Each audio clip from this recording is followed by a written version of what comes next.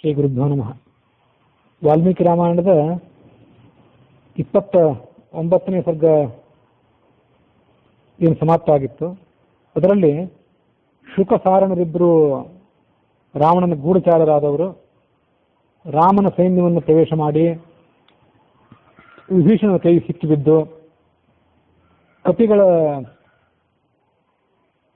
ಗುಂಪಿನಿಂದ ಥಳಿತಕ್ಕೊಳಗಾಗಿ ಅವರಿಂದ ತಪ್ಪಿಸಿಕೊಂಡು ಏದಿಸಿರು ಬಿಡ್ತಾ ಪ್ರಜ್ಞಾಹೀನ ಅವಸ್ಥೆಯಲ್ಲೇ ಲಂಕೆಗೆ ಹಿಂತಿರುಗಿರೋ ಅನ್ನೋಲಿಗೆ ಕಥೆ ಮುಗಿದಿತ್ತು. ರಾಮ ಸುವೇಲ ಪರ್ವತದ ಸಮೀಪದಲ್ಲಿ ಬೀಡು ಬಿಟ್ಟಿದ್ದಾನೆ ಅನ್ನೋದನ್ನ ರಾವಣನಿಗೆ ಅವರು ಬಿತ್ತರಿಸಿದರು. ರಾವಣ ಉದ್ವಿಗ್ನನಾದ. ಆ ಶಾರ್ದೂಲನನ್ನು ಕೇಳಿದ, ನಿನ್ನ ಶರೀರದ ಕಾಂತಿ, ಶರೀರದ ಸ್ಥಿತಿ ಹಿಂದಿನಂತೆ ಇಲ್ಲ, ನಿನಗೆ ಬಹಳ ದುಃಖ ಆದಂತೆ ಕಾಣ್ತಿದೆ, ನೀನು ಶತ್ರುಗಳಿಗೇನಾದರೂ ವಶ ಆಗಿದೆಯೋ ಹೇಗೆ? ಆಗ ಆ ಶಾರ್ದೂಲ ಹೇಳಿದ, ನಾವು ಎಷ್ಟೇ ನಿಪುಣರಾದಂತಹ ಗೂಢಚಾರರಾದರೂ ಕಪಿಗಳ ಪ್ರವೃತ್ತಿಯನ್ನ, ಅವರ ಸೈನ್ಯದ ರಹಸ್ಯಗಳನ್ನು ತಿಳ್ಕೊಳ್ಳಿಕ್ಕೆ ನಮಗೆ ಸಾಧ್ಯವಾಗಲಿಲ್ಲ. ಅವರು ಮಹಾಪರಾಕ್ರಮಿಗಳು, ಅವರಿಗೆ ಶ್ರೀರಾಮಚಂದ್ರನ ರಕ್ಷೆ ಬೇರೆ, ಅವ್ರ ಜೊತೆ ಮಾತನಾಡಲಿಕ್ಕೂ ಸಾಧ್ಯವಾಗಲಿಲ್ಲ. ಮಾತನಾಡಲಿಕ್ಕೆ ಸಾಧ್ಯ ಇಲ್ಲ ಅಂತಾದಾಗ ಆ ಸೈನ್ಯದ ಒಳಗೆ ಪ್ರವೇಶ ಮಾಡಿ ಅಲ್ಲಿರುವಂಥ ಸಂಗತಿಗಳನ್ನು ತಿಳ್ಕೊಳ್ಳೋದು ಹೇಗೆ? ಸೈನ್ಯದ ಶಿಬಿರದ ಒಳಗೆ ಹೋಗುವಂತಹ ಎಲ್ಲ ಮಾರ್ಗಗಳನ್ನು ಕೂಡ ವಾನರರು ಕಾಯ್ತಿದ್ದಾರೆ. ನಾನು ಅಲ್ಲಿ ಪ್ರವೇಶ ಮಾಡಿದ ಕೂಡಲೇ ವಿಭೀಷಣನ ಕಡೆಯ ರಾಕ್ಷಸರು ನನ್ನನ್ನು ಗುರುತಿಸಿದ್ರು, ನನ್ನನ್ನು ವಿಚಾರ ಮಾಡಲಿಕ್ಕೆ ಪ್ರಾರಂಭ ಮಾಡಿದರು. ಆ ಮಧ್ಯದಲ್ಲಿ ಕೆಲವು ವಾನರರು ಅಲ್ಲಿಗೆ ಧಾವಿಸಿ ಬಂದು ತಮ್ಮ ಮೊಣಕಾಲಿನಿಂದ ಮುಷ್ಟಿಯಿಂದ ನನ್ನನ್ನು ಗುದ್ದಿದರು, ಹಲ್ಲುಗಳಿಂದ ಕಚ್ಚಿದರು, ಅಂಗೈಗಳಿಂದ ನನಗೆ ಹೊಡೆದರು, ಉಗುರುಗಳಿಂದ ಪರಚಿದರು. ನನ್ನನ್ನು ಹಿಡಿದು ಈತ ಅಪರಾಧಿ, ಗೂಢಚಾರ ಅಂತ ಎಲ್ಲಾ ಕಡೆ ಘೋಷಣೆ ಮಾಡ್ತಾ ಸೈನ್ಯದ ಎಲ್ಲಾ ವಿಭಾಗಗಳಲ್ಲಿ ಕೂಡ ಸಂಚಾರ ಮಾಡಿಸಿದರು. ಕೊನೆಗೊಮ್ಮೆ ನನ್ನನ್ನು ರಾಮನ ಬಳಿಗೆ ಸೆಳೆದೊಯ್ದರು. ಅಷ್ಟೊತ್ತಿಗಾಗಲೇ ನನ್ನ ಶರೀರ ಕ್ಷತವಿಕ್ಷತವಾಗಿತ್ತು, ರಕ್ತ ನನ್ನ ಶರೀರದಿಂದ ಸ್ರವಿಸ್ತಿತ್ತು, ಇಂದ್ರಿಯಗಳೆಲ್ಲ ವ್ಯಾಕುಲಗಳಾಗಿದ್ದವು. ರಾಮನ ಮುಂದೆ ಹೋದಾಗಲೂ ಕೂಡ ವಾನರರು ನನ್ನನ್ನು ಎಡೆಬಿಡದೆ ಪ್ರಹಾರ ಮಾಡ್ತಿದ್ರು. ನಾನು ಆ ಯಾತನೆಯನ್ನು ಸಹಿಸಲಾಗದೆ ಪ್ರಹಾರ ಮಾಡಬೇಡಿ ಅಂತ ಅವ್ರನ್ನ ಬೇಡ್ಕೊಳ್ತಿದ್ದೆ. ಆಗ ನನ್ನನ್ನು ರಾಮನೇ ರಕ್ಷಣೆ ಮಾಡಬೇಕಾಯ್ತು. ರಾಮ ಈ ಕಪಿಗಳ ಮೂಲಕವಾಗಿ ಬಂಡೆಕಲ್ಲುಗಳಿಂದ ಮತ್ತು ಪರ್ವತದ ಶಿಖರಗಳಿಂದ ಸಮುದ್ರದಲ್ಲಿ ಸೇತುವೆಯನ್ನು ನಿರ್ಮಾಣ ಮಾಡಿಸಿ ಬೃಹತ್ ಪ್ರಮಾಣದ ಸೈನ್ಯವನ್ನ ತನ್ನ ಬೆಂಗಾವಲಿಗೆ ಇಟ್ಟುಕೊಂಡು ಆ ಸುವೇಲ ಪರ್ವತದ ಬಳಿಗೆ ನಿಂತಿದ್ದಾನೆ. ಆ ರಾಘವ ಗರುಡ ವ್ಯೂಹವನ್ನು ರಚನೆ ಮಾಡಿದ್ದಾನೆ. ಹಿಂದೆ ನಮ್ಗೆ ಆ ವ್ಯೂಹ ಯಾವುದು ಅಂತ ಆವಾಗ ಗಮನಕ್ಕೆ ಬಂದಿರಲಿಲ್ಲ, ಅದನ್ನ ನೆನಪಿಟ್ಕೊಳ್ಬೇಕು. ಇದು ಗರುಡ ವ್ಯೂಹ ಅಂತ ಹೇಳಿ ಇಲ್ಲಿ ಒಂದು ಕಡೆ ಮುಂದೊಂದು ಸಾರಿ ಹೇಳಿದ್ದಿದೆ.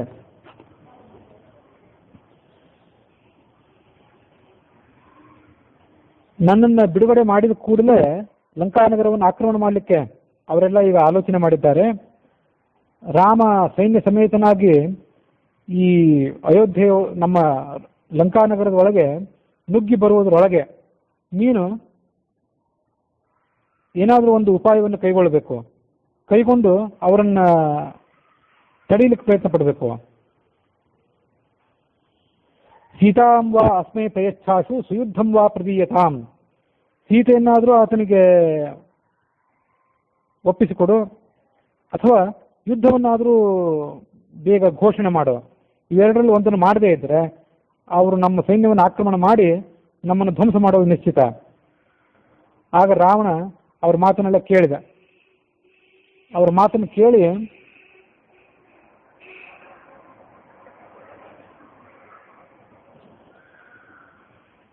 ಅವ್ರಿಗೆ ಹೇಳಿದ, ದೇವತೆಗಳೆಲ್ಲ ಒಟ್ಟಾಗಿ ಗಂಧರ್ವರನ್ನ ದಾನವರೆಲ್ಲರನ್ನು ಕರೆದುಕೊಂಡು ನನ್ನ ಮೇಲೆ ಯುದ್ಧಕ್ಕೆ ಬಂದ್ರು, ಸಮಸ್ತ ಲೋಕಗಳೇ ನನ್ನನ್ನು ಭಯಪಡಿಸಿದ್ರು ಕೂಡ ನಾನು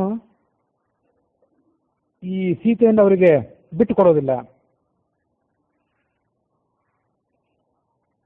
ಮತ್ತೆ ಶಾರ್ದೂಲನನ್ನು ಪ್ರಶ್ನೆ ಮಾಡಿದ, ನೀನನ್ನು ಎಲ್ಲ ಕಡೆ ಸಂಚಾರ ಮಾಡಿಸಿದ್ರು ಆ ಕಪಿಗಳು ಅಂತ ಹೇಳಿದೆಯಲ್ಲ, ಆ ಸಂದರ್ಭದಲ್ಲಿ ನೀನು ಎಲ್ಲ ವಾನರ ನಾಯಕರನ್ನು ಅಲ್ಲಿ ನೋಡಿದ್ದಿರಬಹುದು.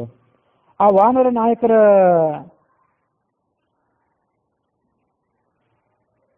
ಹೆಸರುಗಳನ್ನ, ಅವರ ಸ್ವರೂಪವನ್ನು ನನಗೆ ವಿವರವಾಗಿ ಹೇಳು. ಅವರ ಪ್ರಭಾವ ಎಂಥದ್ದು, ಅವರು ಯಾರ ಮಕ್ಕಳು, ಅವರು ಯಾರ ಮೊಮ್ಮಕ್ಕಳು, ಇದೆಲ್ಲವನ್ನು ಕೂಡ ವಿವರವಾಗಿ ಹೇಳು. ಅದನ್ನು ತಿಳಿದ ಮೇಲೆ ನಾನು ಮುಂದೆ ಏನು ಕ್ರಮ ತೆಗೆದುಕೊಳ್ಬೇಕು ಅನ್ನೋದನ್ನು ನನ್ನ ಮಂತ್ರಿಗಳ ಜೊತೆಗೂಡಿ ನಿರ್ಧಾರ ಮಾಡ್ತೇನೆ. ಆಗ ಶಾರ್ದೂಲ ಆ ಶತ್ರು ಪಕ್ಷದ ಕಪಿಗಳ ಪರಿಚಯ ಮಾಡಲಿಕ್ಕೆ ಪ್ರಾರಂಭ ಮಾಡಿದ.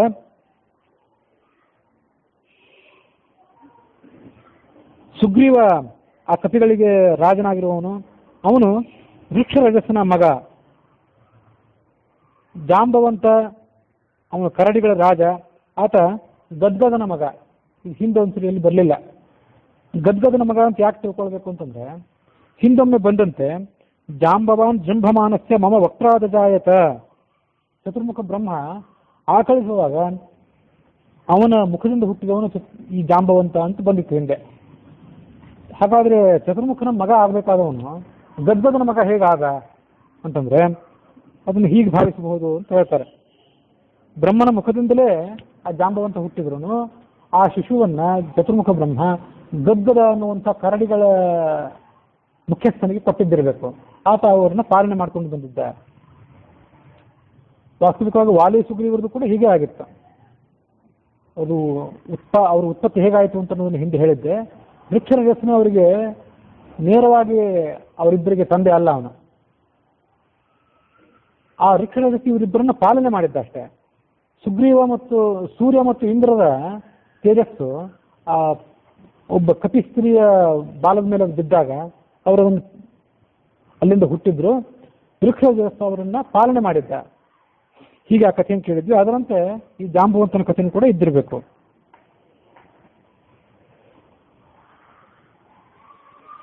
ಕೇಸರಿ ಅಂತ ಹನುಮಂತನ ಅಪ್ಪ ಏನಿದ್ದಾನೆ ಅವನು ಬೃಹಸ್ಪತಿಯ ಮಗ. ಅವನ ಮಗನೇ ಈ ಹನುಮಂತ. ನಮ್ಮ ಲಂಕೆಗೆ ಬಂದು ಅನೇಕ ರಾಕ್ಷಸರನ್ನು ಸಂಹಾರ ಮಾಡಿ ಇಲ್ಲಿಂದ ಮರಳಿ ಹೋದವನು ಅವನೇ. ಅದನ್ನ ನೀನು ಕೂಡ ತಿಳಿದುಕೊಂಡಿದ್ದೆ. ಅದಲ್ಲದೆ ಸುಷೇಣ ಅನ್ನುವಂಥ ಇನ್ನೊಬ್ಬ ವಾನರ ಪ್ರಮುಖ ಇದ್ದಾನೆ. ಅವನು ಯಮಧರ್ಮನ ಮಗ. ದಧಿಮುಖ ಅನ್ನುವವನು ಚಂದ್ರನ ಮಗ. ಸುಮುಖ, ದುರ್ಮುಖ ಮತ್ತು ವೇಗದರ್ಶಿ ಎನ್ನುವರಿಬ್ರು, ಈ 3 ಜನ ಮೃತ್ಯುವಿನ ಮಕ್ಕಳು. ನಿಜವಾಗ್ಲೂ ಚತುರ್ಮುಖ ಬ್ರಹ್ಮ ಮೃತ್ಯುವನ್ನೇ ಈ 3 ವಾನರ ರೂಪದಲ್ಲಿ ಕಳಿಸಿದ್ದಿರಬೇಕು. ಅಂತಹ ಪರಾಕ್ರಮಿಗಳವರು. ನೀಲ ಅಂತ ಏನಿದ್ದಾನೆ ಅವನು ವಾನರ ಸೈನ್ಯದ ಸೇನಾಪತಿ ಆದವನು. ಆತ ಅಗ್ನಿಯ ಮಗ. ಹನುಮಂತ ವಾಯುವಿನ ಪುತ್ರ. ಅಂಗದ ಇಂದ್ರನ ಮೊಮ್ಮಗ. ಮೈಂದ ದ್ವಿವಿಧರಿಬ್ಬರು ಕೂಡ ಅಶ್ವಿನಿ ದೇವತೆಗಳ ಮಕ್ಕಳು. ಗಜ, ಗವಯ, ಗವಾಕ್ಷ, ಶರಭ, ಗಂಧಮಾದನ ಇವರೆಲ್ಲರೂ ಕೂಡ 5 ಜನ ಯಮರಾಜನ ಮಕ್ಕಳು. ದೇವತೆಗಳಿಂದಲೇ ತಮ್ಮ ಜನ್ಮ ಪಡ್ಕೊಂಡಿರುವಂತಹ ಅನೇಕ ಜನ ಕಪಿಗಳಿದ್ದಾರೆ. ಅವರ ಸಂಖ್ಯೆ ಒಟ್ಟಾರೆ 10 ಕೋಟಿ ಇದೆ. ನೇರವಾಗಿ ಹುಟ್ಟಿದವರು, ಅಂಶಗಳಿಂದ ಹುಟ್ಟಿದವರು ಇನ್ನೂ ಅನೇಕ ಜನ ಇದ್ರು ಅಂತ ನಿನ್ನೆ ದಿವಸ ಆ ಕಥೆಯನ್ನೆಲ್ಲ ಹೇಳಿದ್ದೆ. ಇದು ಕಪಿಗಳ ಹುಟ್ಟಿನ ಬಗ್ಗೆ ವರ್ಣನೆ ಆಯಿತು. ಇನ್ನ ರಾಮನ ವರ್ಣನೆ ನಾನು ನಿಮಗೆ ಹೇಳಬೇಕು ಅಂತಂದ. ಶಾರ್ದೂಲ ಸಿಂಹದಂತೆ ಮೈಕಟ್ಟಿದ್ದವನು, ಖರ, ದೂಷಣ, ತ್ರಿಶಿರರನ್ನ ಧ್ವಂಸ ಮಾಡಿದವನು.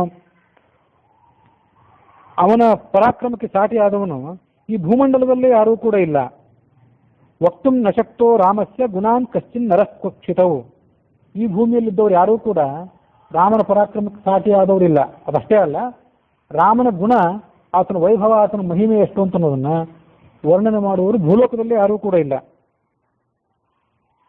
ಲಕ್ಷ್ಮಣನು ಕೂಡ ತನ್ನ ಅಣ್ಣನಿಗೆ ಸಮಾನವಾಗಿ ಪರಾಕ್ರಮ ಇದ್ದವನು. ಲಕ್ಷ್ಮಣನ ಬಾಣಕ್ಕೆ ತುತ್ತಾದರೆ ಇಂದ್ರನು ಕೂಡ ತನ್ನ ಜೀವನ ಉಳಿಸ್ಕೊಳ್ಳಾರ. ಅದಲ್ಲದೆ ಈ ವಾನರ ಸೈನ್ಯದಲ್ಲಿ ಶ್ವೇತ ಮತ್ತು ಜ್ಯೋತಿರ್ಮುಖ ಅನ್ನುವರಿದ್ದಾರೆ. ಅವರಿಬ್ಬರು ಸೂರ್ಯನ ಮಕ್ಕಳು. ಹೇಮಕೂಟ ಅನ್ನುವ ಒಬ್ಬ ಕಪಿಶ್ರೇಷ್ಠ ಇದ್ದಾನೆ. ಅವನು ವರುಣನ ಮಗ. ವರುಣನ ಮಗ ಅನ್ನೋದನ್ನೇ 2-3 ಜನ ವಿಷಯದಲ್ಲಿ ಕೇಳಿದೆ. ಹಾಗಾಗಿ ಒಬ್ಬೊಬ್ಬ ದೇವತೆಯು ಕೂಡ ಅನೇಕ ಅಂಶಗಳಿಂದ ಹುಟ್ಟಿದ್ರು ಅಂತ ನಿನ್ನೆ ಹೇಳಿದ್ದೆ. ಅದರ ವಿವರಣೆ ಇದು. ನಲ ವಿಶ್ವಕರ್ಮನ ಮಗ. ಸುದುರ್ಧರ ಅಂತ ಒಬ್ಬ ಕಪಿ ಇದ್ದಾನೆ, ಅವನು ವಸುವಿನ ಮಗ. ವಿಭೀಷಣ ಆತ ನಿನ್ನ ತಮ್ಮ, ರಾಮನ ಕಡೆಯಿಂದ ಲಂಕಾರಾಜ್ಯದ ಮೇಲೆ ಅಭಿಷೇಕ ಮಾಡಿಸಿಕೊಂಡು ಈಗ ರಾಮನ ಸೇವೆಯಲ್ಲಿ ನಿರತನಾಗಿದ್ದಾನೆ. ನಿನಗೆ ಇಲ್ಲಿ ತನಕ ನಾನು ಆ ರಾಮನ ಸೈನ್ಯದ ಪೂರ್ಣ ಪರಿಚಯವನ್ನು ಮಾಡಿಸಿದ್ದೇನೆ. ಇನ್ನ ಮುಂದೆ ಏನು ಕಾರ್ಯವನ್ನು ಮಾಡಬೇಕು ಅಂತ ಅನ್ನೋದು ನಿನಗೆ ಸಂಬಂಧಪಟ್ಟದ್ದು, ಅದಕ್ಕೆ ನೀನೇ ನಿಯಾಮಕ.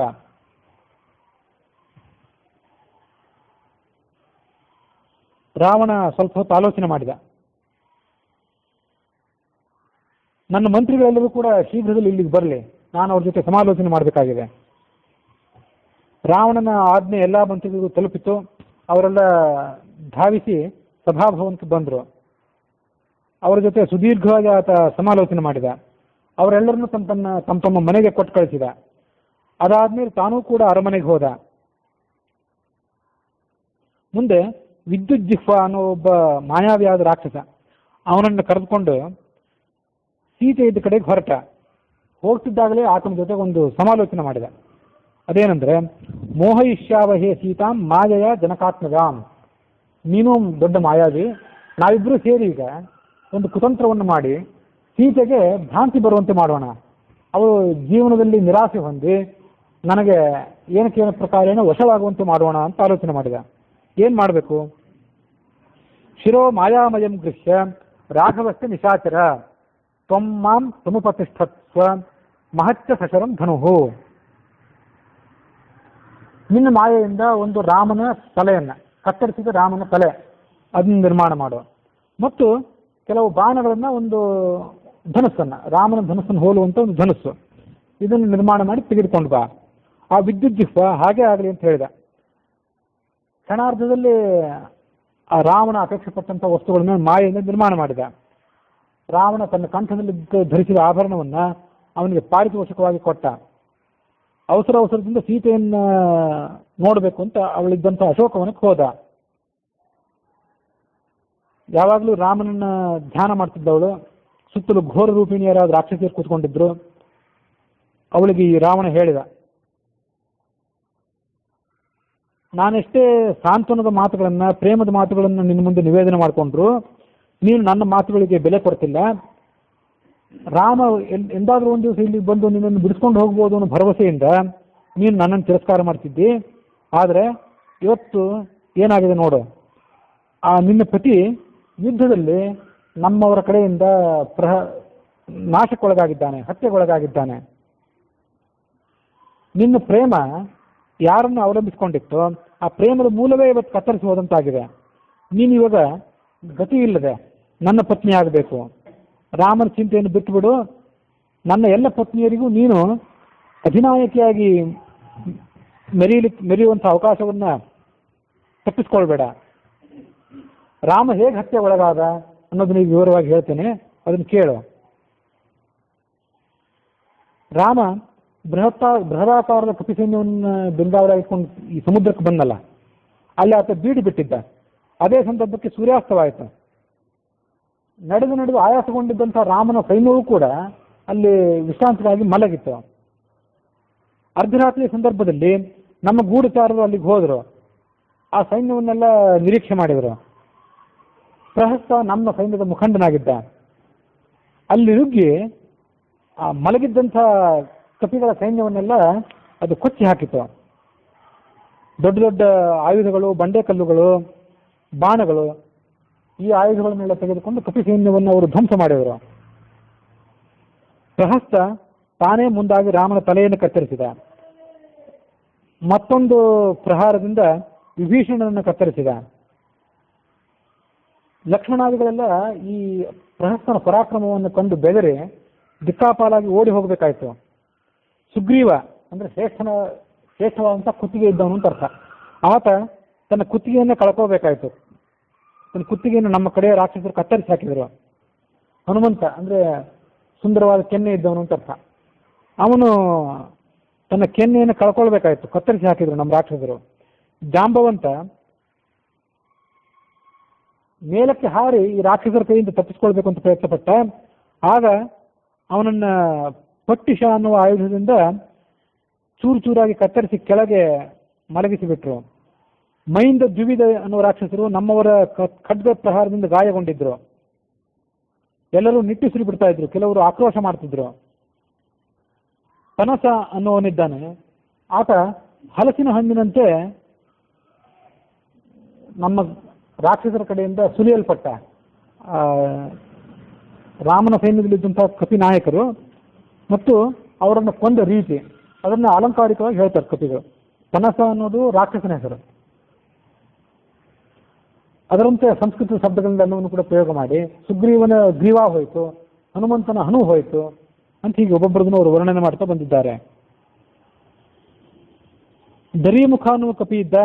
ಆತ ಬಾಣಗಳ ಏಟಿನಿಂದ ಜರ್ಜರಿತನಾಗಿ ಒಂದು ಯಾವುದೋ ಪೊದೆಯಲ್ಲಿ ಹೋಗಿ ಬಿದ್ದ. ಕುಮುದನ ಪರಾಕ್ರಮವೂ ಕೂಡ ಅಡಗಿತ್ತು. ಅಂಗದನ ಅಂಗಾಂಗಗಳಿಂದ ರಕ್ತ ಹೋಗಲಿಕ್ಕೆ ಪ್ರಾರಂಭ ಆಯಿತು. ಅವನು ಕೂಡ ಪ್ರಾಣ ತೊರೆದು ಭೂಮಿ ಮೇಲೆ ಬಿದ್ದ.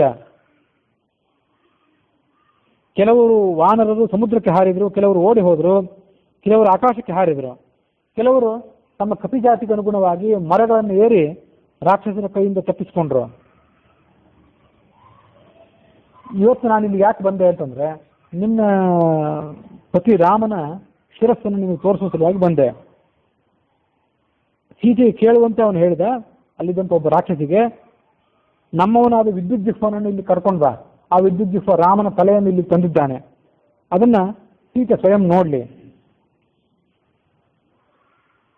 ಆ ವಿದ್ಯುತ್ ಜಿಹ್ವ ಧನಸ್ಸು ತಲೆ ಎರಡನ್ನೂ ತೆಗೆದುಕೊಂಡು ಬಂದ.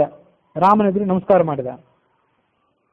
ಸೀತೆಗೆ ಅದನ್ನು ತೋರಿಸು, ತನ್ನ ಗಂಡನ ಕೊನೆಯ ಅವಸ್ಥೆಯನ್ನು ಅವಳು ನೋಡ್ಲಿ ಅಂತ ಹೇಳಿದ ರಾವಣ. ಸೀತೆಯ ಮುಂದಿಟ್ಟು ಆತ ಅಲ್ಲಿಂದ ಹೊರಟು ಹೋದ, ಅದೃಶ್ಯನಾಗಿಬಿಟ್ಟ. ರಾವಣನು ಕೂಡ ಧನಸ್ಸನ್ನು ಅವಳ ಎದುರಿಗಿಟ್ಟ.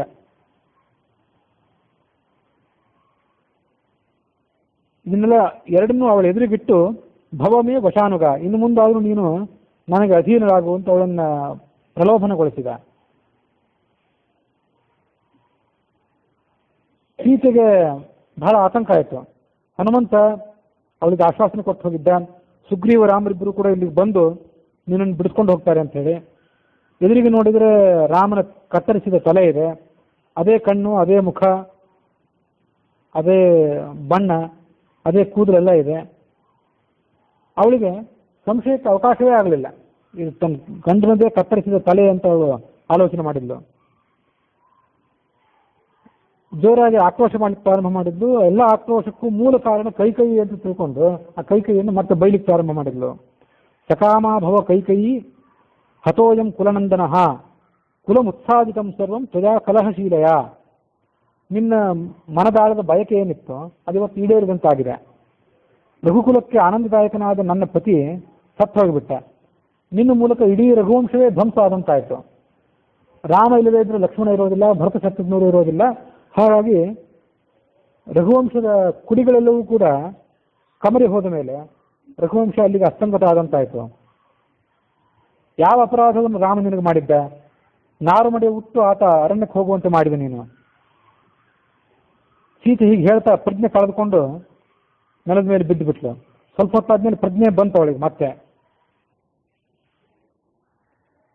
ನೀನು ನನ್ನನ್ನು ವಿಧೇಯನ್ನಾಗಿ ಮಾಡಿ ಇಲ್ಲಿಂದ ಈ ಲೋಕದಿಂದ ಹೊರಟು ಹೋಗಿಬಿಟ್ಟು, ಪ್ರಥಮಂ ಮರಣಂ ನಾರ್ಯಾಹ ಭರ್ತೃ ವೈಗುಣ್ಯ ಮುಚ್ಯತೆ ಸುವೃತ್ತ ಸಾಧುವೃತ್ತಾಯಾಹ ಸಮೃತ್ತಸ್ತು ಮಮಾಗ್ರತಃ. ಗಂಡನಿಗಿಂತ ಹೆಂಡತಿ ಮೊದಲು ಸಾಯೋದೇನಿದೆ ಅದು ಅನರ್ಥಕರವಾದಂಥ ದೋಷ ಅಂತ ಹೇಳ್ತಾರೆ, ಅದಷ್ಟು ಒಳ್ಳೇದಲ್ಲ ಅಂತ ಹೇಳ್ತಾರೆ. ನಾನು ಇಷ್ಟೊಂದು ಸದಾಚಾರ ಸಂಪನ್ನಳಾದವಳು, ಪಾತಿವೃತ್ಯ ಮೊದಲಾದ ಧರ್ಮಗಳನ್ನು ಆಚರಣೆ ಮಾಡ್ಕೊಂಡು ಬಂದವಳು, ನನ್ನ ಎದುರಿಗೆ ನೀನು ಮರಣ ಹೊಂದಿಬಿಟ್ಟೆ. ನೀನು ಕೂಡ ಅಂಥದೇ ತಪಸ್ಸು ಸದಾಚಾರ ಮೊದಲಾದವುಗಳನ್ನು ಅನುಸರಿಸ್ಕೊಂಡು ಬಂದವನು. ನಾನು ಇದನ್ನು ಸಹಿಸ್ಬೇಕು ಹೇಗೆ? ಗಂಡನಿಗಿಂತ ಹೆಂಡತಿ ಮೊದಲು ಅಥವಾ ಹೆಂಡತಿಗಿಂತ ಗಂಡ ಮೊದಲು ತೀರ್ಕೊಳ್ಳೋದೇನಿದೆ ಅವು ಅವರವರ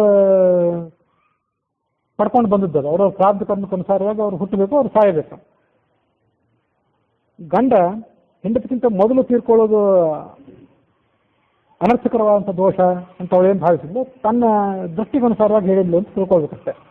ಅದೇನು ಈ ರೀತಿಯಾಗಿ ಸತ್ರ ಅದೇ ಒಳ್ಳೆಯದು, ಈ ಥರ ಕೆಟ್ಟರೆ ಅದೇ, ಈ ಥರ ಸತ್ರ ಅದು ಕೆಟ್ಟದು ಅಂತ ಭಾವಿಸಲಿಕ್ಕೇನು ವಿಶೇಷ ಕಾರಣಗಳಿದೆ ಅಂತ ಕಾಣೋದಿಲ್ಲ. ಅವರವರು ಅದನ್ನು ತಮ್ಮ ತಮ್ಮ ದೃಷ್ಟಿಗೆ ತಕ್ಕಂತೆ ಅದನ್ನು ಅವ್ರು ಭಾವಿಸ್ತಾರೆ ಅಷ್ಟೆ.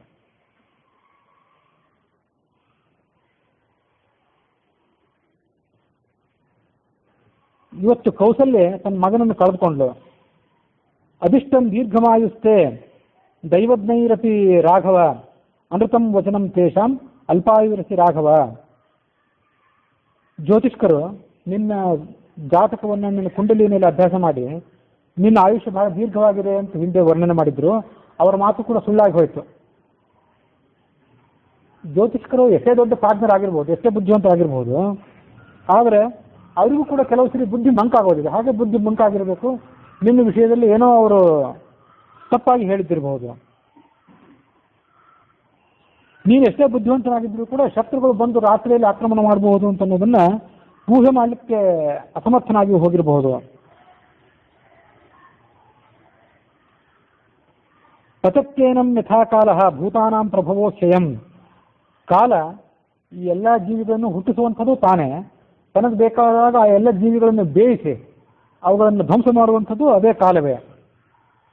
ನೀನು ಎಲ್ಲ ಶಾಸ್ತ್ರಗಳಲ್ಲೂ ಪಂಡಿತನಾದವನು, ಎಲ್ಲ ಅಪಾಯಗಳಿಗೂ ಎಲ್ಲ ಸಂಕಟಗಳಿಗೂ ಒಂದು ಪರಿಹಾರವನ್ನು ತಿಳಿದವನು. ಇಂಥವನು ನೀನೇ ಅಪಮೃತ್ಯುವಿಗೆ ಗುರಿಯಾದೆ.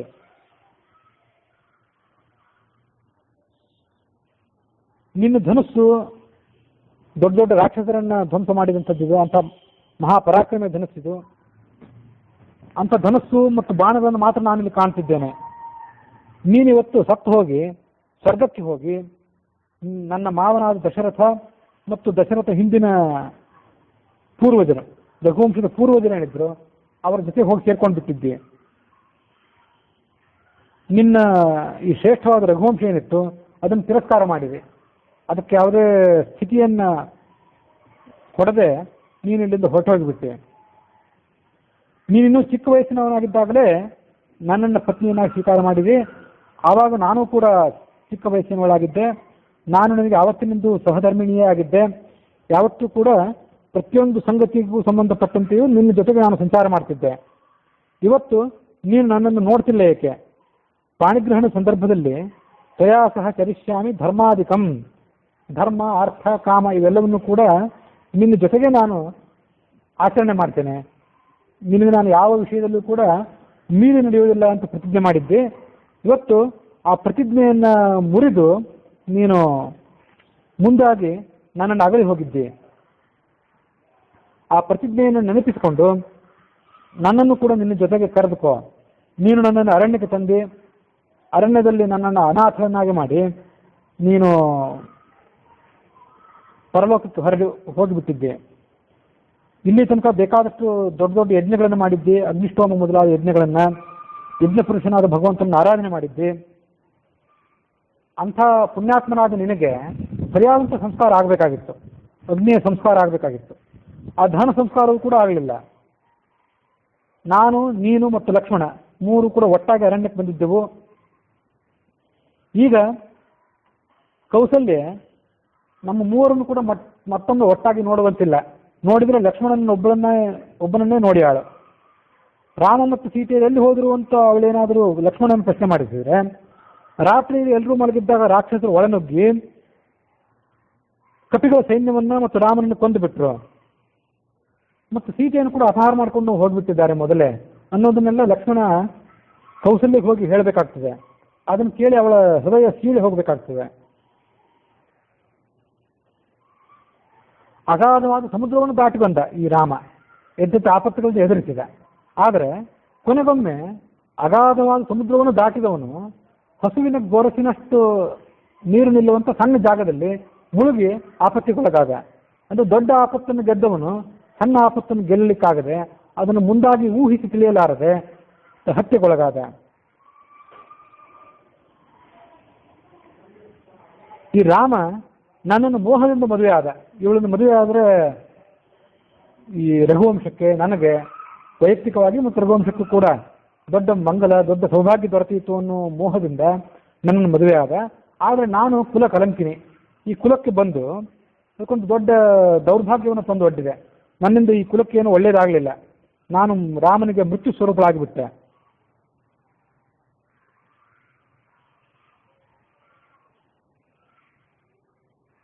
ಈ ಇಂಥ ತೊಂದರೆ ನನಗೆ ಯಾಕೆ ಬಂತು, ಇಂಥ ದೌರ್ಭಾಗ್ಯ ನನಗೆ ಯಾಕೆ ಬಂತು ಅವಳು ಆಲೋಚನೆ ಮಾಡಿದ್ಲು.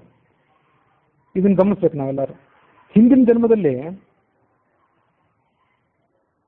ನೀನು ಅತಿಥಿಗಳಿಗೆ ಅಥವಾ ಬ್ರಾಹ್ಮಣರಿಗೆ ಅಥವಾ ಜ್ಞಾನಿಗಳಾದವರಿಗೆ ಏನಾದರೂ ದಾನಗಳನ್ನು ಕೊಡ್ಲಿಕ್ಕೆ ಹೋದಾಗ, ಕನ್ಯಾದಾನ ಮೊದಲಾದ ದಾನಗಳನ್ನು ಕೊಡ್ಲಿಕ್ಕೆ ಹೋದಾಗ ನಾನು ಲೋಭದಿಂದ ನಿನ್ನನ್ನು ತಡೆದಿದ್ದಿರಬಹುದು. ಅಷ್ಟಾಗಿ ದಾನ ಕೊಡ್ತೀರಿ ಬಿಡಿ ಅಂತ ಜಿಪುಣತನ ಮಾಡಿ ನಿನ್ನ ಕೈಯನ್ನು ನಾನು ಕಟ್ಟಿ ಹಾಕಿದ್ದಿರಬಹುದು. ಕನ್ಯಾದಾನ ಮೊದಲಾದ ದಾನಗಳಿಗೆ ಅಡ್ಡಿ ಆತಂಕ ತಂದು ಒಡ್ಡಿದ್ದರಿಂದಲೇ ನನಗೆ ಇವತ್ತಿಂಥ ಪರಿಸ್ಥಿತಿ ಬಂದಿರಬಹುದು. ನನಗೆ ಇವತ್ತು ಈ ವೈಧವ್ಯ ಪ್ರಾಪ್ತ ಆಗಿದೆ. ಯಾವ ಥರದ ದೋಷ ನಾವು ಪಾಪ ಮಾಡಿರ್ತೀವೋ ಅದೇ ಥರದ ದೋಷ. ಮಕ್ಕಳನ್ನು ಹಿಂಸಿಸಿದವರಿಗೆ ಮಕ್ಕಳಿಲ್ಲದೆ ಇರೋದು, ಮದುವೆ ಆಗಲಿಕ್ಕೆ ಅಥವಾ ಮತ್ತೊಬ್ಬರ ಸಂಸಾರಕ್ಕೆ ಧಕ್ಕೆ ತಂದು ಒದಗಿದವರಿಗೆ ಯಾರ್ಯಾರು ಯಾವ್ಯಾವ ಥರ ಪಾಪಗಳನ್ನು ಮಾಡಿರ್ತಾರೋ ಆಯಾ ಥರದ ದೋಷಗಳು ಅಂತ ಅದನ್ನು ನಾವು ಭಾವಿಸ್ಬೋದು. ಅಂಥದ್ದೇ ಪಾಪ ನನಗೂ ಕೂಡ ಈಗ ಬಂದಿದ್ದಿರ್ಬೋದು. ಆ ಪಾಪದ ಫಲವನ್ನೇ ನಾನೀಗ ಅನುಭವಿಸ್ತಿರ್ಬೋದು. ಯಾಕೆಂದರೆ ಎಲ್ಲ ಅತಿಥಿಗಳಿಗೂ, ಎಲ್ಲ ಬ್ರಾಹ್ಮಣರಿಗೂ, ಜ್ಞಾನಿಗಳಿಗೂ ಪ್ರಿಯನವಾದಂಥ ರಾಮ, ಅವನು ಭಾರ್ಯೆ ನಾನು, ಅವನ ಪತ್ನಿ ನಾನು. ಅಂಥವಳು ನಾನೀಗ ಯಾವುದೇ ಭೋಗಭಾಗ್ಯವಿಲ್ಲದೆ, ಭೋಗಭಾಗ್ಯಗಳನ್ನು ಅನುಭವಿಸಬೇಕಾದಂಥವು ಈ ವಯಸ್ಸಿನಲ್ಲಿ ಯಾವುದೇ ಭೋಗಭಾಗ್ಯವಿಲ್ಲದೆ ವಿರಕ್ತವಾಗಿದ್ದರೆ ಅದು ವಿಷಯ ಬೇರೆ. ವಿರಕ್ತವಾಗಿದ್ದರೆ ಅದು ಅನುಭವಿಸಬೇಕು ಅನ್ನುವಂಥ ಅಪೇಕ್ಷೆನೂ ಇರೋದಿಲ್ಲ. ಹಾಗಾಗಿ ಅವ್ರಿಗೆ ಸಿಗದೇ ಇದ್ದರೆ ದೊಡ್ಡ ವಿಷಯ ಅಲ್ಲ. ಭೋಗಭಾಗ್ಯಗಳನ್ನ ಅನುಭವಿಸಬೇಕಾದಂಥ ವಯಸ್ಸು, ಅನುಭವಿಸಬೇಕಾದಂಥ ಮನಸ್ಸು, ಶರೀರ ಎಲ್ಲವೂ ಇದ್ದಾಗ ಅದೆಲ್ಲವನ್ನು ಕಳ್ಕೊಂಡ್ಬಿಟ್ಟಲ್ಲ, ಅದಕ್ಕೆ ಏನು ತೊಂದರೆ ಆಗಿರಬಹುದು. ಅದು ಹಿಂದೊಮ್ಮೆ ಹರಿವಂಶ ಮಹತ್ವ ಶ್ರವಣ ಮಾಡೋದಕ್ಕಾದ್ರೂ ನೋಡಿದ್ವಿ.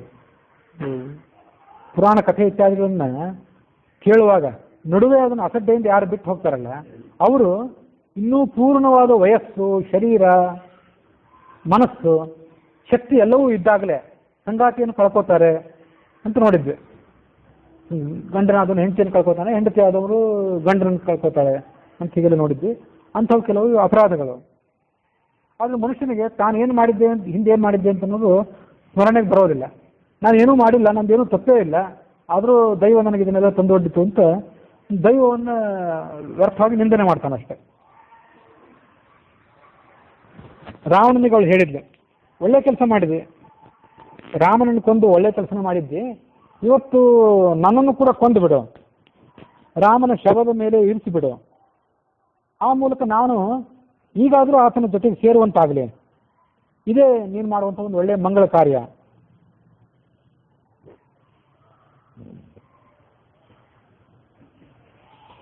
ನನ್ನ ಶಿರಸ್ಸನ್ನು ಕತ್ತರಿಸಿ ನನ್ನ ಪತಿಯ ಶಿರಸ್ಸಿನ ಜೊತೆಗೆ ಸೇರಿಸು, ನನ್ನ ಶರೀರವನ್ನು ನನ್ನ ಪತಿಯ ಶರೀರದ ಜೊತೆಗೆ ಸೇರಿಸು. ಈ ಪಾಪಿಷ್ಠ ಜೀವನ ಏನಿದೆ, ಈ ಶೇಷ ಜೀವನ, ಅಳಿದುಳಿದ ಜೀವನ, ಇದನ್ನು ಇನ್ನೊಂದು ಕ್ಷಣ ಕೂಡ ಕಳೀಲಿಕ್ಕೆ ನಾನು ಅಪೇಕ್ಷೆ ಪಡೋದಿಲ್ಲ. ಹೀಗೆ ಹೇಳ್ತಾ ಅವಳು ಗೋಳಾಡ್ಲಿಕ್ಕೆ ಪ್ರಾರಂಭ ಮಾಡಿದ್ಲು. ಅದೇ ಸಂದರ್ಭಕ್ಕೆ ಒಬ್ಬ ರಾಕ್ಷಸ ಅಲ್ಲಿಗೆ ಬಂದ. ಮಹಾರಾಜ ರಾವಣನಿಗೆ ಜಯವಾಗಲಿ ಅಂತ ಹೇಳಿದ. ಹೇಳಿ ಸೇನಾಪತಿಯಾದ ಪ್ರಹಸ್ತ ಬಂದಿದ್ದಾನೆ, ಆತ ನಿನ್ನ ಸೇವೆಗೆ ಸಿದ್ಧನಾಗಿದ್ದಾನೆ, ಅವನು ಈಗ ನಿನ್ನನ್ನು ನೋಡಬೇಕು ಅಂತ ಅಪೇಕ್ಷೆ ಪಟ್ಟಿದ್ದಾನೆ, ಹಾಗಾಗಿ ಏನೋ ಮಹತ್ವದ ಕಾರ್ಯ ಇದ್ದಿರಬೇಕು, ಶೀಘ್ರದಲ್ಲಿ ನೀನು ಬರಬೇಕು ಅಂತ ಹೇಳಿದೆ. ಕೂಡಲೇ ದಶಕಂಠ ರಾವಣ ಆ ಅಶೋಕವನವನ್ನು ಬಿಟ್ಟು ಮಂತ್ರಿಗಳ ಜೊತೆ ಸಮಾಲೋಚನೆ ಮಾಡಲಿಕ್ಕಾಗಿ ಅವಸರದಿಂದ ಧಾವಿಸಿದ.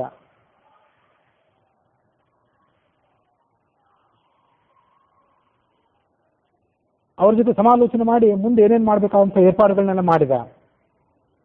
ಅಂತರ್ಧಾನಂತು ತಚ್ಚೇಷಂ ತಚ್ಚ ಕಾರ್ಮುಕಂ ಉತ್ತರಂ ಜಗಾಮ ರಾವಣ ಸೇವ ನಿರ್ಯಾಣಂ ಸಮನಂತರಂ.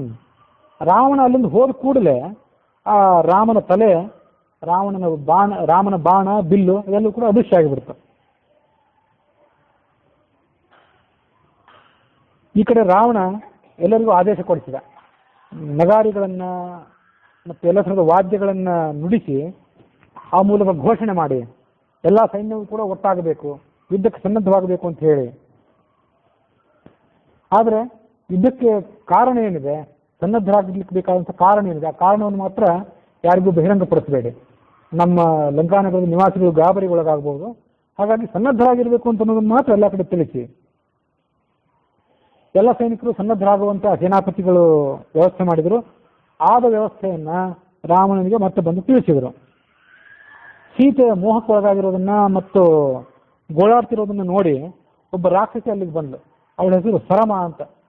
ತ್ರಿಜಟ ಅಲ್ಲದೆ ಸೀತೆಗೆ ಹಿತೈಷಿಯಾದಂಥ ಇನ್ನೊಬ್ಬ ರಾಕ್ಷಸಿಯೂ ಇದ್ಲು. ಕೆಲವರು ಇದ್ದಿರ್ಬೋದು, ಅದರಲ್ಲಿ ಬರುವಂಥ ಪ್ರಧಾನ ಹೆಸರುಗಳು ಇವೆರಡು, ತ್ರಿಜಟ ಮತ್ತು ಸರಮ.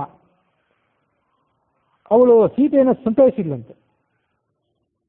ವಾಸ್ತವಿಕವಾಗಿ ರಾವಣನ ಆಜ್ಞೆಯಂತೆ ಸೀತೆಯ ಕಾವಲಿಗಾಗಿದ್ದವಳು ಅವಳು. ಆದ್ರೆ ಅವಳು ಬರೇ ಸೀತೆಗೆ ರಕ್ಷಕಳು ಮಾತ್ರ ಆಗಿರಲಿಲ್ಲ, ಸೀತೆಯ ಜೊತೆಗೆ ಆಕೆಗೆ ಸ್ನೇಹವಿತ್ತು. ಅವಳು ಕರುಣಾಶಾಲಿನಿಯಾಗಿದ್ಲು ಆ ಸರಮ. ಸೀತೆಯನ್ನ ನೋಡಿ ಅವಳು ನೆಲದಿಂದ ಮೇಲೆ ಬಿಸಿದಳು. ಹೇಳಿದ್ಲು, ಧೈರ್ಯ ತಂದುಕೋ, ಯಾವುದೇ ಥರ ಸಂಕಟ ಪಡಬೇಡ. ರಾವಣ ನಿನಗೆ ಹೇಳಿದ್ದು, ನೀನು ರಾವಣನ ಜೊತೆ ಮಾತಾಡಿದ್ದು, ಇದೆಲ್ಲವನ್ನು ಕೂಡ ನಾನು ಅಶೋಕವನದ ಒಂದು ಗುಪ್ತ ಸ್ಥಳದಲ್ಲಿ ಇದ್ದುಕೊಂಡು ನಿಮ್ಮಿಬ್ಬರ ಮಾತನ್ನು ಕೇಳಿದೆ.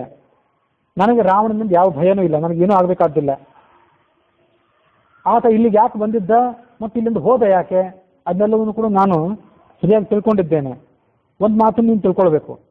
ನಶಕ್ಯಂ ಸೌಪ್ತಿಕಂ ಕರ್ತುಂ ರಾಮಸ್ಯ ವಿಜಿತಾತ್ಮನಃ ವಧಶ್ಚ ಪುರುಷ ವ್ಯಾಘ್ರೆ ತಸ್ಮಿನ್ ನೈವ ಉಪಪದ್ಯತೆ.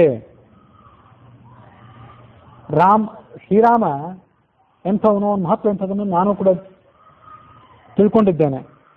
ವಿಜಿತಾತ್ಮನಃ, ಅವನ ಆತ್ಮಜ್ಞಾನಿ. ಅವನು ಆತ್ಮಜ್ಞಾನಿಯಾದ ರಾಮನಿಗೆ ನಶಕ್ಯಂ ಸೌಪ್ತಿಕಂ ಕರ್ತುಂ, ನಿದ್ದೆಯೇ ಅವನಿಗಿಲ್ಲ.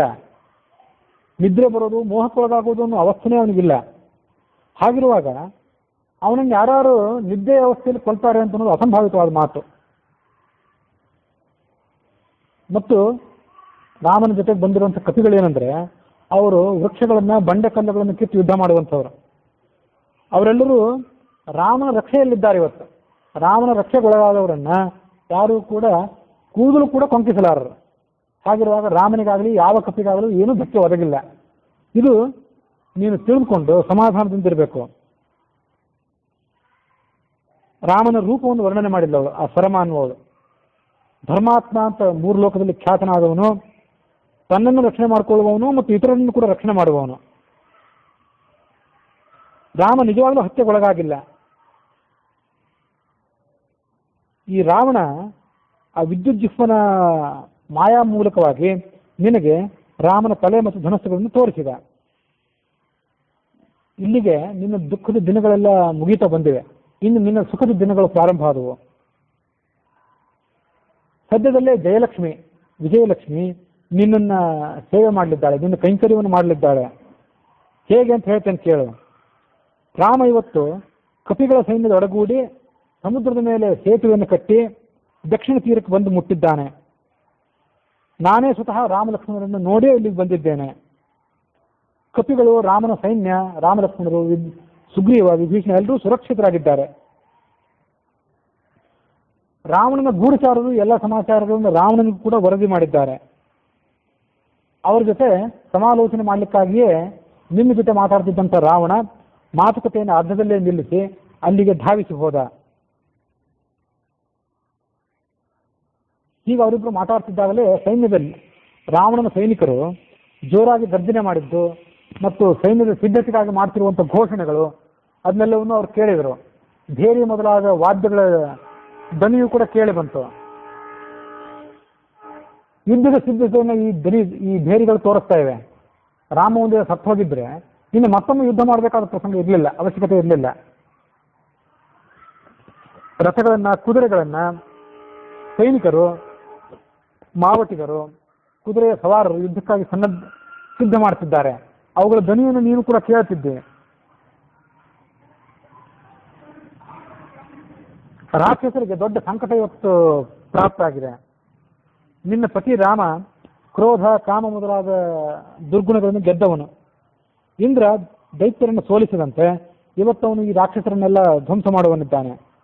ನೀನು ರಾವಣನ ಹತ್ಯೆ ಮುಗಿದ ಬಳಿಕ ರಾಮನನ್ನ ಸಮೀಪಿಸೋದನ್ನ ನಾನು ನನ್ನ ಈ ಕಣ್ಣುಗಳಿಂದ ನೋಡೋಳಿದ್ದೇನೆ. ರಾಮ ಇಲ್ಲಿಗೆ ಬಂದು ನಿನ್ನ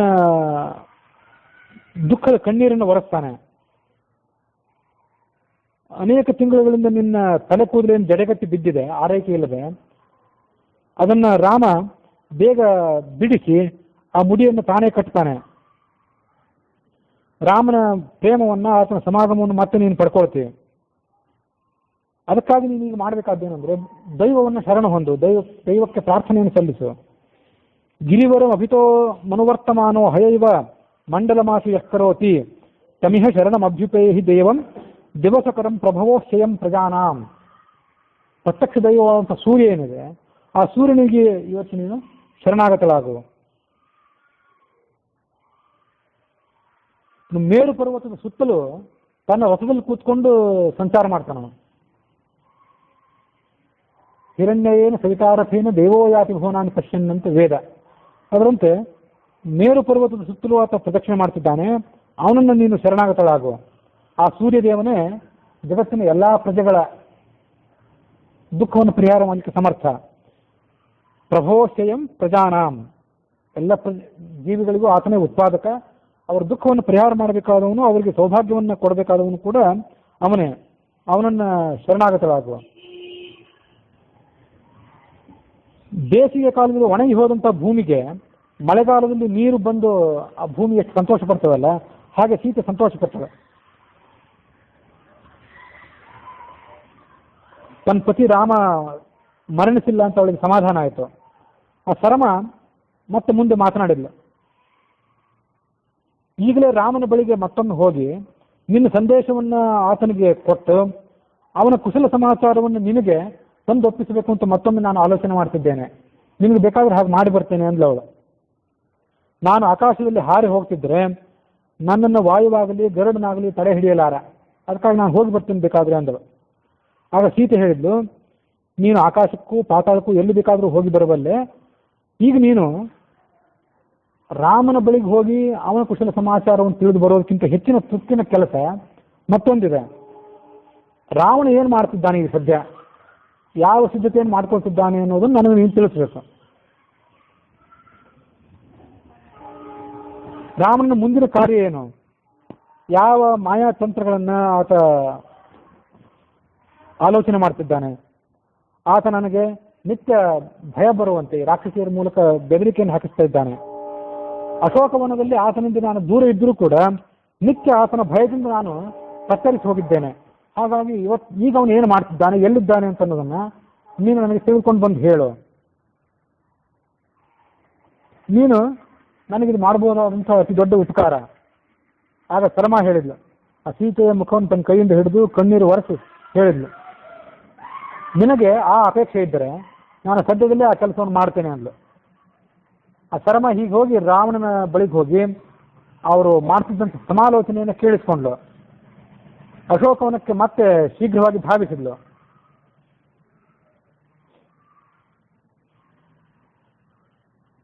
ಆ ಸೀತಾ ಸರಮ ಮರಳಿ ಬರೋದನ್ನು ಕಾಯ್ತಾ ಇದ್ಲು. ಅವಳು ಬಂದ ಕೂಡಲೇ ಆ ಸರಮಾಗಿ ಕೂತ್ಕೊಳ್ಳಿಕ್ಕೊಂದು ಆಸನವನ್ನು ಕೊಟ್ಟು ತಾನೇ ಸೀತೆ ಕೊಟ್ಟು, ಆ ರಾವಣ ಏನು ಮಾಡ್ತಿದ್ದಾನೆ ಅದನ್ನು ಬೇಗ ಹೇಳು ಅಂದ್ಲು. ರಾವಣನ ಆಲೋಚನೆ ಬಂದ ಕೂಡಲೇ ಸೀತೆಯ ಮೈ ನಡುಗುತ್ತಿತ್ತು. ಆಗ ಅವಳು ಹೇಳಿದ ಸರಮ, ರಾವಣನ ತಾಯಿ ಕೈಕಸಿಯನ್ನು ಅವಳಿದ್ದಾಳಲ್ಲ, ಅವಳು ಮತ್ತು ರಾವಣನಿಗೆ ವೃದ್ಧರಾದಂಥ ಕೆಲವು ಮಂತ್ರಿಗಳು ರಾವಣನ ಜೊತೆ ಸಮಾಲೋಚನೆ ಮಾಡ್ತಿದ್ರು. ಮಾಡಿ ಅವನಿಗೆ ಬುದ್ಧಿ ಹೇಳಿದರು, ಶೀಘ್ರದಲ್ಲೇ ಸೀತೆಯನ್ನು ಒಪ್ಪಿಸಿಕೊಟ್ಬಿಡು ರಾಮನಿಗೆ, ನೀನು ಮಾಡಿದ ಕೆಲಸ ಇದು ಉಚಿತ ಅಲ್ಲ ಅಂತೆಲ್ಲ ಬುದ್ಧಿ ಹೇಳ್ತಿದ್ರು. ಅದನ್ನು ನಾನು ಕೇಳಿಸ್ಕೊಂಡೆ. ದೀಯತಾಂ ಅಭಿಸತ್ಕೃತ್ಯ ಮನುಜೇಂದ್ರಾಯ ಮೈಥಿಲಿ ನಿದರ್ಶನಂ ತೇ ಪರ್ಯಾಪ್ತಂ ಜನಸ್ಥಾನೇ ಯದದ್ಭುತಂ. ರಾಮನ ಪರಾಕ್ರಮ ಎಂಥದ್ದು ಅಂತ ಅನ್ನೋದನ್ನ ನಾವು ಜನಸ್ಥಾನದಲ್ಲಿ ದಂಡಕಾರಣ್ಯದಲ್ಲೇ ನೋಡಿದ್ದೇವೆ. ಮತ್ತೆ ನಾವು ಅವನ ಪರಾಕ್ರಮವನ್ನು ಪರೀಕ್ಷೆ ಮಾಡಬೇಕಾದ ಗೋಧಿಗೆ ಹೋಗಬೇಕಾಗಿಲ್ಲ, ಕೂಡಲೇ ಒಪ್ಪಿಸಿಕೊಡುವಂತ ಹಿರಿಯರೆಲ್ಲ ಹೇಳ್ತಾ ಇದ್ರು. ನಾನು ಅದನ್ನು ಕೇಳಿಸ್ಕೊಂಡೆ. ರಾಮನ ಪರಾಕ್ರಮ ಹಾಗಿರ್ಲಿ, ರಾಮನ ಸೇವಕರ ಪರಾಕ್ರಮವೇ ಎಣೆಯಿಲ್ಲದ್ದು. ಸಮುದ್ರವನ್ನು ಹನುಮಂತ ದಾಟಿದ, ಸೀತೆಯನ್ನು ನೋಡಿದ, ಲಂಕಾನಗರವನ್ನೆಲ್ಲ ಸುಟ್ಟು ಹಾಕಿದ. ಇಂಥ ಮಹಾಪರಾಕ್ರಮ ರಾಮನ ಬಂಟರಲ್ಲೇ ಇದೆ ಅಂತ ಆದ್ಮೇಲೆ ಇನ್ನ ರಾಮನ ಪರಾಕ್ರಮದ ಬಗ್ಗೆ ನಾವೇನು ಪ್ರತ್ಯೇಕವಾಗಿ ಹೇಳಬೇಕಾಗಿದೆ? ಹನುಮಂತ ತೋರಿಸಿದ ಶೌರ್ಯವನ್ನು ಈ ಜಗತ್ತಿನಲ್ಲಿ ಮತ್ತಾರು ತೋರಿಸೋರಿದ್ದಾರೆ. ಆದರೆ ರಾವಣ ಅವ್ರು ಯಾರ ಮಾತನ್ನು ಕೇಳಲಿಲ್ಲ. ಲೋಭಿ ಆದವನಿಗೆ, ಜಿಪುಣನಾದವನಿಗೆ ದುಡ್ಡಿನ ಆಸೆ ಹೇಗೆ ಹೋಗೋದಿಲ್ವೋ, ದುಡ್ಡಿನ ಆಸೆ ಬಿಟ್ಕೊಳ್ಲಿಕ್ಕೆ ಹೇಗೆ ಒಪ್ಪೋದಿಲ್ವೋ, ಅದರಂತೆ ಈ ರಾವಣ ನಿನ್ನನ್ನು ಬಿಟ್ಕೊಳ್ಲಿಕ್ಕೆ ಒಪ್ಪಲಿಲ್ಲ.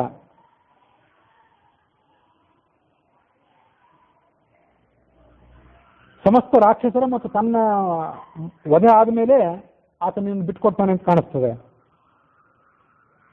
ಹೀಗೆ ಅವರಿಬ್ಬರು ಮಾತಾಡ್ತಿದ್ದಾಗ ಸೈನ್ಯದ ಘೋಷ, ಕುದುರೆಗಳ, ಆನೆಗಳ ಶಬ್ದ ಮತ್ತೊಮ್ಮೆ ಕೇಳಿ ಬಂತು. ಆದರೆ ರಾಕ್ಷಸರಾಜನ ಅಂತ ರಾವಣನ ಸೈನಿಕರ ಉತ್ಸಾಹ ಮಾತ್ರ ಕ್ರಮವಾಗಿ ಕಡಿಮೆ ಆಗ್ತಾ ಬರ್ತಿತ್ತು. ಅವರು ಮುಂದೆ ಏನು ಮಾಡಬೇಕು, ಯುದ್ಧವನ್ನು ಹೇಗೆ ಮುಂದುವರಿಸಬೇಕು ಅಂತನ್ನೋದನ್ನ ಕಾಣದೆ ಕಳವಳಕ್ಕೊಳಗಾದರು ಅನ್ನುವಲ್ಲಿಗೆ ವಾಲ್ಮೀಕಿ ರಾಮಾಯಣದ ಯುದ್ಧಕಾಂಡದ 34ನೇ ಸರ್ಕ ಸಮಾಪ್ತ ಆಗಿದೆ.